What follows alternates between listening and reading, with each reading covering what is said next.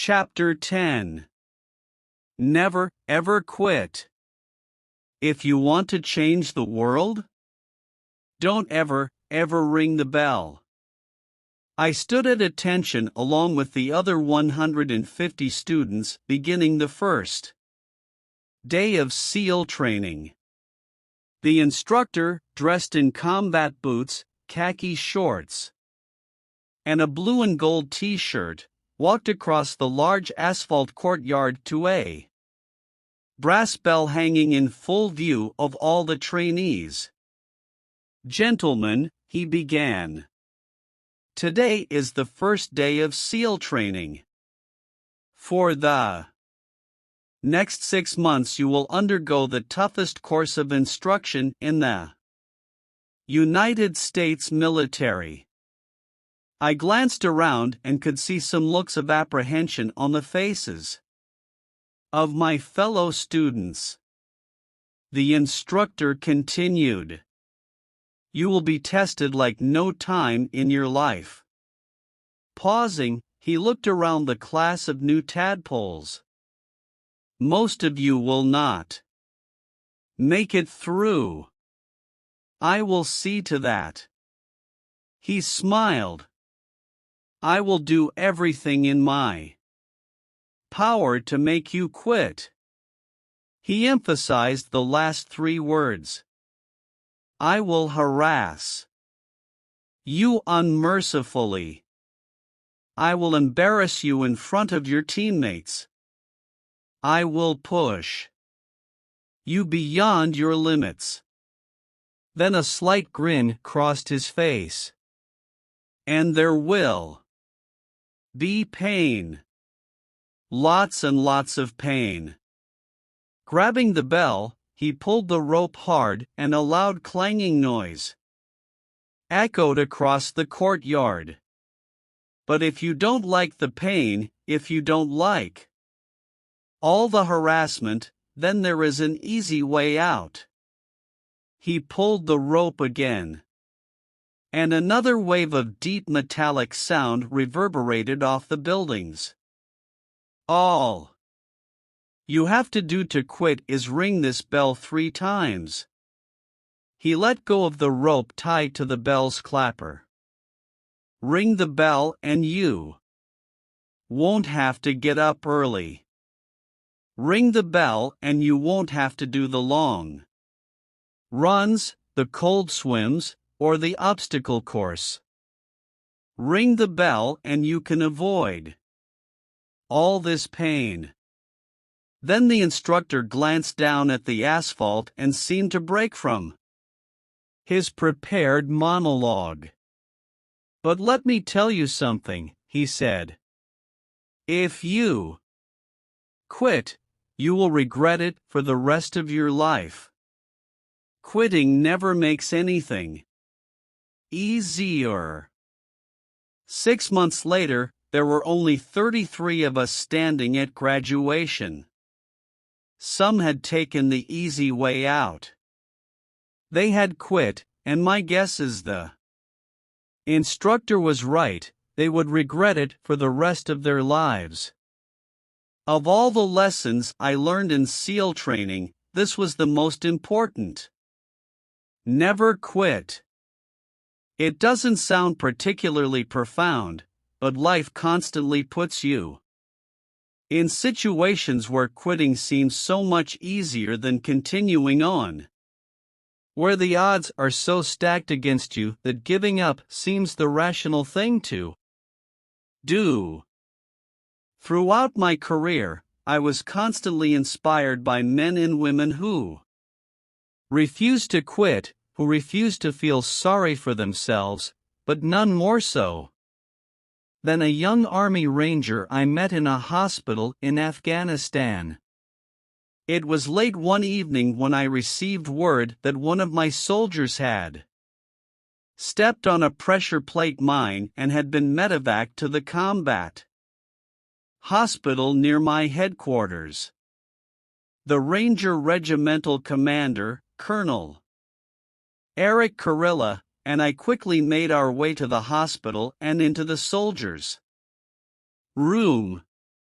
The soldier lay in the hospital bed, tubes extending from his mouth and chest, blast burns streaked up his arms and across his face.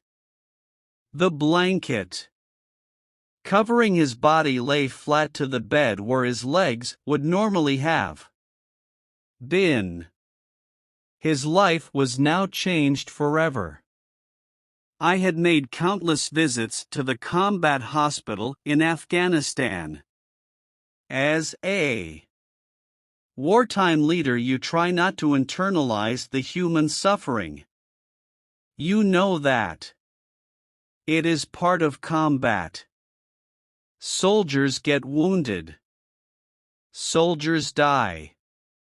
If you allow every decision you make to be predicated on the possible loss of life, you will struggle mightily to be effective. Somehow, though, this night seemed different. The ranger lying in front of me was so very young, younger than my two boys. He was 19 years old. And his name was Adam Bates. He had arrived in Afghanistan just a week earlier, and this had been his first combat mission. I leaned over and touched my hand to his shoulder. He appeared to be sedated and unconscious. I reflected for a minute, said a little prayer, and was starting to leave when the nurse came in to check on my soldier. She smiled, looked at his vitals, and asked me if I had any questions regarding his status. She informed me that both of his legs had been amputated and that he had serious blast injuries, but that his chance for survival was good. I thanked her for taking such great care of Ranger Bates and told her I would return when he was conscious. "Oh, he's conscious," she stated. "In fact, it would be good for you to talk with him." She gently shook the young ranger, who opened his eyes slightly and acknowledged my presence. "He can't speak right now," the nurse said. "But his mother was deaf and he knows how to sign." The nurse handed me a sheet of paper with the various sign language symbols displayed on it. I talked for a minute, trying to find the strength to say the right thing. What do you tell a young man who has lost both his legs serving his country? How do you make him feel better about his future? Bates, his face swollen from the blast, his eyes barely visible through the redness and the bandages, stared at me momentarily. He must have sensed the pity in my expression. Raising his hand, he began to sign. I looked at each symbol on the sheet of paper before me. Slowly, painfully, he signed, "I will be okay." And then he fell back asleep. As I left the hospital that evening, I could not help but cry. Of the hundreds of men I talked with in the hospital, never once did anyone complain. Never once. They were proud of their service. They were accepting of their fate, and all they wanted was to get back to their unit, to be with the men that they had left behind. Somehow Adam Bates personified all those men who had come before him. A year after my hospital visit in Afghanistan, I was at the 75th Ranger Regimental change of command. There in the stands was Ranger Bates, looking sharp in his dress uniform and standing tall on his new prosthetic legs. I overheard him challenge a number of his fellow Rangers to a pull-up contest. With all he had been through, the multiple surgeries, the painful rehab, and adjusting to a new life, he never quit. He was laughing, joking, smiling, and just as he promised me, he was okay. Life is full of difficult times. But someone out there always has it worse than you do. If you fill your days with pity, sorrowful for the way you have been treated, bemoaning your lot in life, blaming your circumstances on someone or something else, then life will be long and hard. If, on the other hand, you refuse to give up on your dreams, stand tall and strong against the odds, then life will be what you make of it, and you can make it great. Never, ever ring the bell. Remember, start each day with a task completed. Find someone to help you through life. Respect everyone. Know that life is not fair and that you will fail often.